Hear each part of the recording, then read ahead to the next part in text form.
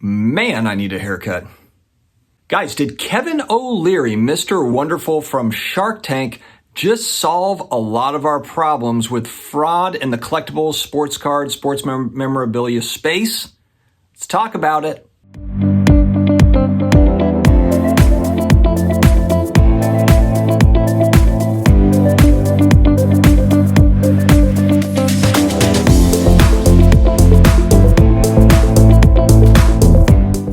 Hello to all my sports card collector, investor, all of my collectibles friends out there. How are you doing? How the heck are you? I hope that you're doing very well. If you're new here, please hit that subscribe button. If you like what you hear, the like button down here helps us get the word out. We put out a lot of content, folks. A lot of content. Connect with us on Instagram at The Personal Finance Dad. If you're on Twitter, I'm The Personal Finance Dad on Twitter. I was minding my own business today, just, humming along, and I came across a really great video involving Mr. Wonderful. That is Kevin OLeary from Shark Tank, monster investor, huge investor. But I like watching his YouTube channel because he's got insights on all sorts of different things. Obviously, the guy knows what he's doing, and just an interesting guy overall. And just watching his channel today, I'm going to play a clip from his video, and then we'll talk about it. Roll it. Okay, roll it. Roll it. I have to ask you a question about NFTs and the metaverse. So, two-part question.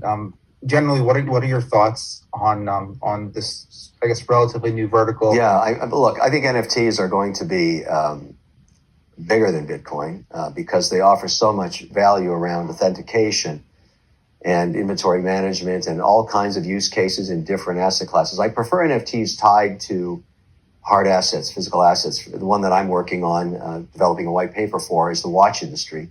I've invested in that because we have so much fraud in watch collecting, and we can eliminate that fraud using some very high-resolution scanning of dials linked to NFTs on the smart chain, so that the watchmaker can identify what they made, when they made it, and who owns it, and when it transacts in the open market, and when it's stolen as well.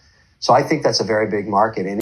All right, so the idea of NFTs being used to authenticate hard physical collectibles. I like this idea. And this is kind of ironic to me because you do see a lot of sports card people that do not like NFTs. They do not like them. Whether it's NBA Top Shot, it's a video clip, or it's an art NFT, which I'm not really a fan of those either, where it's just people setting up a random project, making 10,000 of them and selling them at a floor of 1 ETH or 2 ETH or whatever, and then everyone gets hosed. I'm not a fan of that stuff, but real world application, whether it be with cryptocurrency or NFTs, this is the type of stuff we're talking about. This is that value proposition in NFTs that is exciting. He talks specifically about watches. He's a big watch collector and he talks about it. There is a lot of fakes. There's a lot of frauds in collecting watches, and these are high-end watches. There's 5-figure, 6-figure watches, probably even 7-figure watches, I would assume, if it's some really rare stuff.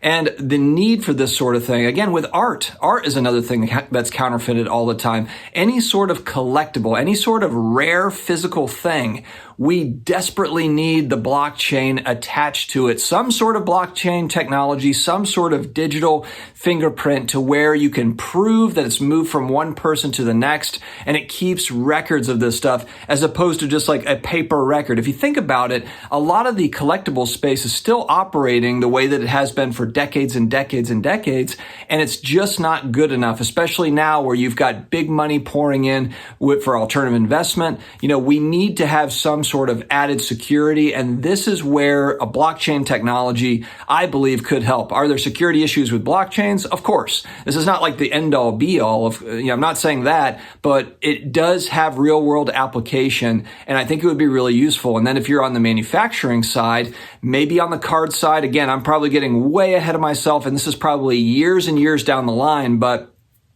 when we're talking about one-of-ones or RPAs, cards that are big-time cards, maybe there is some sort of, something that's attached to it, some digital fingerprint that is attached to that particular hit, case hit, whatever it is. And maybe they do it for all the base cards. I'm not really sure. But I think it's probably more realistic that they start with, the expensive stuff, the stuff that is kind of the big monster hit.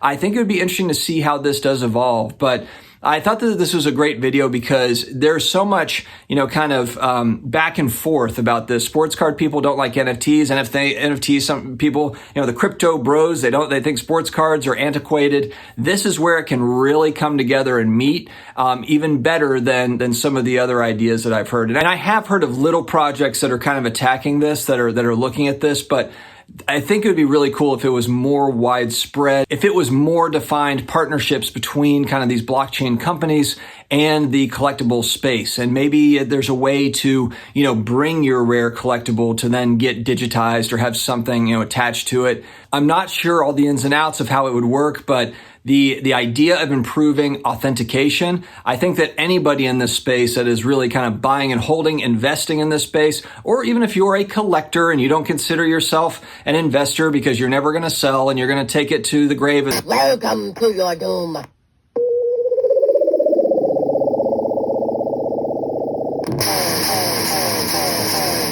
And then, your kids are going to do that too, and their kids and their kids and their kids. Wouldn't it be kind of nice, to be able to, have some sort of digital something attached to it? That way, if it gets stolen, if there's something that, that seems kind of funky going on, then there's a way to trace it. There's a way to trace this thing. And it also might help stop people from trying to steal cards. If there is that digital, fingerprint added to it, then what's the point of taking the physical item if the other person's got the digital piece, And so, I don't know, there's a lot to work through here. I want to hear your thoughts in the comments. Obviously, I'm just kind of like throwing this out into the universe. Want to hear your thoughts on this though, because I think there is something to this.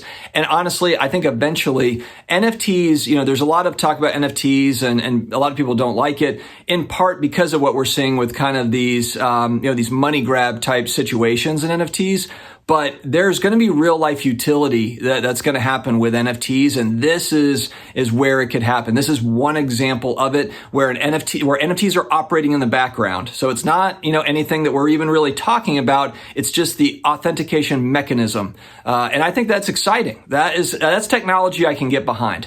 Anyway, guys, let me know your thoughts on this. I thought it was a good topic, just with all the weird fraud stuff going on, the big fraud stuff going on in sports cards, collectibles. I think this could be a breakthrough. I think it's going to take time. But anyway, stay healthy, stay awesome, and I will talk to you again later.